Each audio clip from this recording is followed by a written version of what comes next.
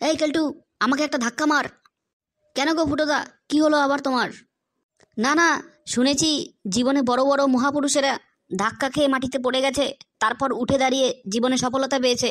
তাই ভাবলাম তুই একটা পেছন থেকে আমাকে ধাক্কা মারবি, আর আমি উঠে দাঁড়িয়ে সফলতা পাবো। বুঝতে পারলি?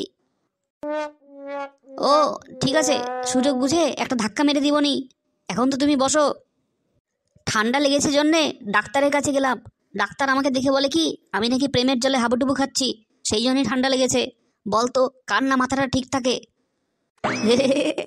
তুমি এক কাজ করো, তুমি সকাল সকাল ঘুম থেকে ওঠো, উঠে মর্নিং ওয়াক করো, তাহলে মনটা ফ্রেশ হয়ে যাবে।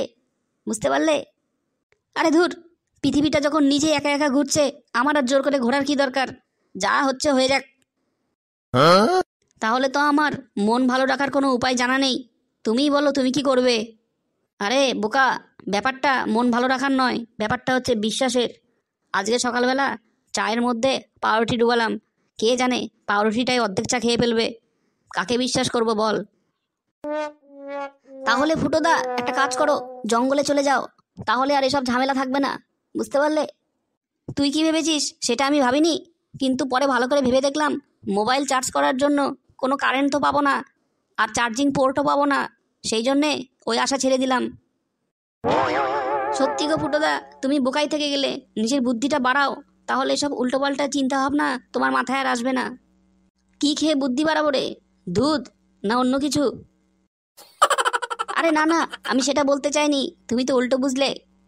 এই শোন, তোকে একটা কথা বলি, মানুষের জীবনে যে বুদ্ধিটা বাড়ে সেটা কিন্তু ওইসব দুধ বা শাকসবজি খেয়ে নয়, পুরোটাই বাড়ে হলো ধোকা খেয়ে। বুঝতে পারলি?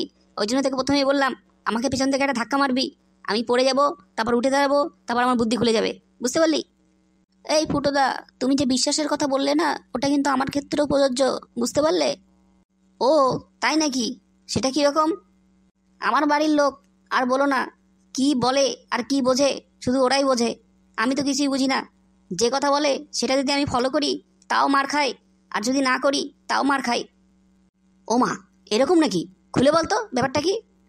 একদিন বাড়িতে মা বলে কি পাশের বাড়ির মেয়েটাকে দেখ কিভাবে একটা ছোট পজিশন থেকে বড় পজিশনে পৌঁছে গেল। তারপর 2-3 দিন বাদে ওই মেয়ের মা এসে আমার মাকে নালিশ করলো, বলে কি আপনার ছেলে জানালা দিয়ে উকি মেরে সারাদিন আমার মেয়েকে দেখতে থাকে। তারপর বাবা আর মা মিলে কি মারটাই না মারলো আমাকে। বলো তো এখানে আমার কোনো দোষ ছিল? নিজেরাই তো বললো মেয়েটাকে দেখ, আর আমি দেখতে গিয়ে ফেসে গেলাম, মারও খেলাম।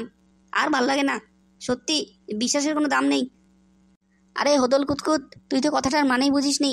তোকে জানালা দিয়ে দেখতে মানা করেছে, তার মানে কি তোকে সামনাসামনি দেখতে বলেছিল? তুই তো বুঝিস নি, তাই এরকম বলছিস। বুঝতে পারলি? আরে ধুর, তুমি তো একটা বিশাল বড় বিজ্ঞ পণ্ডিত, সত্যি তুমিও পারো। আরে ওই মেয়েটা আগে একটা অন্য জায়গায় চাকরি করতো, পরে একটা বড় চাকরি পেয়েছে, তাই আমার মা বলছিল যে ওই দেখ ও কত বড় পজিশনে পৌঁছে গেছে, আর তুমি তার কি মানে বের করে দিলে। সত্যি তুমিও পারো। আরে বোকা, তাহলে তুই যখন এত কিছু বুঝতে পেরেছিস, তাহলে উকি মারছিলি কেন জানালা দিয়ে? আরে ধুর, আগে কি বুঝতে পেরেছি নাকি? পরে তো দুইজনের মার খাওয়ার পর সেটা বুঝতে পারলাম। এই ফুটোদা, অনেক রাত হয়ে গেল, এখন চলি। হ্যাঁ চল, ওঠা যাক।